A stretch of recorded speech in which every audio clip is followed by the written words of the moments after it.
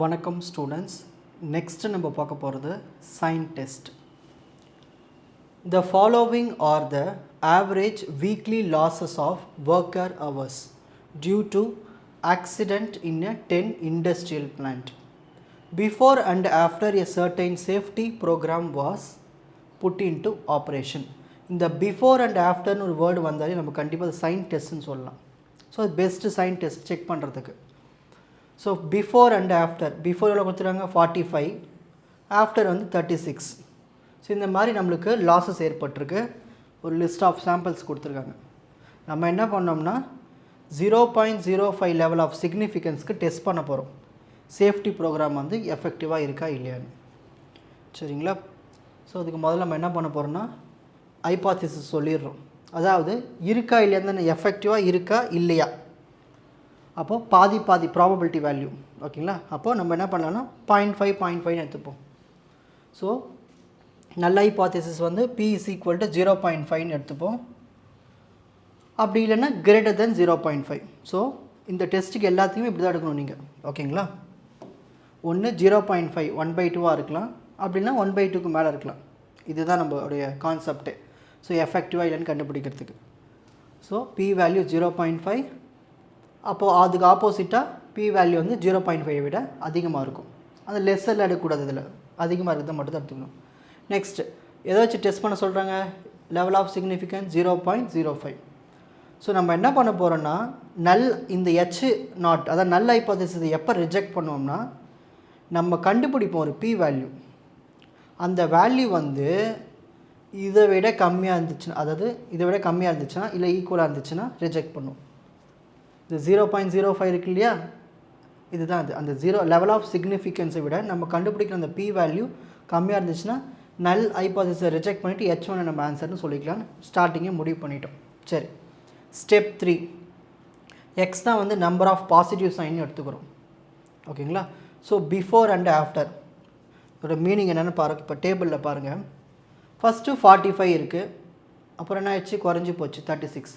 So value குறைஞ்சதுன்னா ப்ளஸ்ன்னு வச்சுப்போம். வேல்யூ குறைஞ்சதுன்னா ப்ளஸ்ஸு. இங்கேயும் பாருங்கள், வேல்யூ குறைஞ்சி போச்சு, குறைஞ்சி போச்சு, குறைஞ்சி போச்சு. அப்போ இது நாலுத்துக்குமே ப்ளஸ்ஸு தான் வரும். இங்கே பாருங்கள், வேல்யூ வந்து ஏறிடுச்சு 35. ஸோ வேல்யூ ஏறிச்சுன்னா மைனஸு, குறைஞ்சிச்சின்னா ப்ளஸ். ஸோ இந்த மாதிரி நம்ம எடுத்து லிஸ்ட்டு போட்டு எழுதிக்கங்க. இப்போ x = 9. ஏன் எக்ஸ்ன்னு நான் எடுத்துக்கிட்டேன்? Positive sign. இதில் எத்தனை பாசிட்டிவ் இருக்குது பாருங்கள், 1 2 3 4 5 6 7 8 9. டோட்டலாக எத்தனை வேல்யூஸ் இருக்குது? 10. P வேல்யூனா இருக்குது நம்மளுக்கு 0.5. ஏன்னா இதுவாக அது வந்து நம்ம சொல்ல போகிறோம். ஸோ 0.5 1/2 தான் நம்ம 0.5ன்னு சொல்கிறோம் probability. Next find P dash. P dash value கண்டுபிடிக்க போகிறோம்.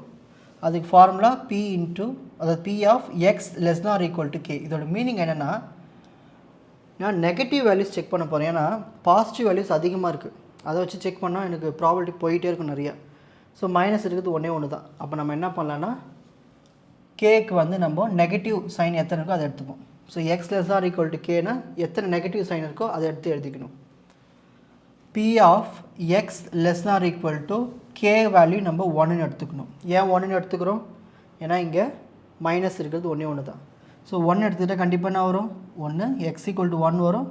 அதுக்கு முன்னாடி இருக்கிற வேல்யூ 0 வரும். ஓகேங்களா? சரி. ஸோ இதை எழுதுனதுக்கு அப்புறமா நம்ம வந்து ஒரு ஃபார்முலாக்குள்ளே அப்ளை பண்ண போகிறோம். P of x = n cx p⁻x q⁻n−x. n value எவ்வளோ இருக்குது? 10. cx அப்படியே வச்சுப்போம். ப்ராபபிலிட்டி எவ்வளோ இருக்குது? 0.5. ஏன்னா ப்ளஸ்ஸா மைனஸ் அப்படி தானே இருக்குது நம்மளுக்கு. ஸோ ப்ராபபிலிட்டி அது இல்லை இது அதானே. ஸோ P வந்து 1/2ன்னு வச்சுப்போம். 0.5 எழுதலாம், 1/2 எழுதலாம். அப்போ Q கண்டிப்பாக என்ன இருக்கும்? அதுவும் 1/2 தான் இருக்கும். ஸோ இது 1/2னா அது 1/2. டோட்டல் ப்ராபபிலிட்டி 1 இல்லை, 1/2 + 1/2 1. மேலே n-x, எனக்கு என்ன பண்ணணும்? 10 - x. இப்போ அடுத்து பாருங்கள், இந்த ஸ்டெப் எழுதுகிற பாருங்கள். 10 cx, இங்கேயும் ரெண்டுத்துலேயும் 1/2 தான் இருக்குது பவரில். ஸோ பவர் ஆட் பண்ணிடலாமா? x + 10 - x. அப்போ +x - x கேன்சல். ஸோ நம்மளுக்கு 1/2 பவர் 10 வரும். ஸோ இதில் வந்து பேஸ் காமனாக இருக்குது, பவர் வந்து ஆட் பண்ணிக்கலாம். இப்போ இதை தான் எடுத்து நம்ம இங்கே அப்ளை பண்ண போகிறோம். 10 ஸோ ஃபஸ்ட்டு எக்ஸுக்கு நம்ம 0 போடணும். ஸோ 10C0 1/2 power 10 ப்ளஸ் 10 எக்ஸுக்கு 1 போடணும். 10C1 1/2 power 10.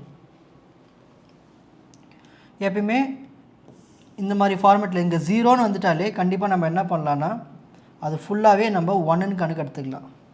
ஓகேங்களா? சரி, அதுக்கு முதல்ல நம்ம என்ன பண்ணலான்னா இந்த 1/2 power 10 1/2 power 10 காமனாக இருக்குது, அதை வெளியே எடுத்துருவோம். இப்போ பேலன்ஸ்னால் இருக்கும் 10C0 10C1 மட்டும் இருக்கும். 10C0 ஆன்சர் 1 எப்பயுமே. இங்கே 0ன்னு வந்துட்டாலே 1 தான். இதுவே இந்த இடத்துல 1 C1 வந்துச்சுன்னா அந்த C1 விட்டுட்டு முன்னாடி என்ன நம்பர் இருக்கோ அதை எடுத்து எழுதிக்கணும். இப்போ 1 + 10 வரும் 11. அதை எடுத்து இங்கே எழுதிப்போம். 1/2 நம்பர் எப்படி எழுதலாம்? 0.5 power 10. இது அப்படியே கேல்குலேட்டர் போடுங்க, உங்களுக்கு ஆன்சர் 0.0107 வரும். இப்போ நம்ம கண்டுபிடிச்ச value 0.0107. Level of significance question என்ன கொடுத்துருக்காங்க? 0.05. ஸோ அதை விட கம்மியாக தான் இருக்குது. அப்போ நம்ம கம்மியாக இருந்துச்சு நம்ம என்ன பண்ணணும்? ஹைபாதசிஸை ரிஜெக்ட் பண்ணிடணும். அப்போ நம்ம என்ன கன்க்ளூட் பண்ணலாம்? சேஃப்டி ப்ரோக்ராம் நல்லா எஃபெக்டிவாக இருக்குன்னு நம்ம ஒத்துக்கலாம். அப்போது H1 தானே ஆன்சராக இருக்கும். H1 நம்ம என்ன சொல்லியிருக்கோம்? இங்கே பாருங்கள், ரிஜெக்ட் H0. அப்போ ரிஜெக்ட் பண்ணியாச்சு. அப்போ H1 தான் ஆன்சர் இருக்கும். கிரேட்டர் தான் கண்டிப்பாக எஃபெக்டிவாக இருக்குன்னு அர்த்தம். இப்போ screenshot time. First page, second page, third page. உங்களுக்கு இந்த கண்டென்ட் ஈஸியாக புரிஞ்சிருக்கும்னு நினைக்கிறேன். வாட்ச் அதர் எபிசோட்ஸ் இன் த appropriate playlist. Fuji silver academy strength success clarity. வணக்கம்.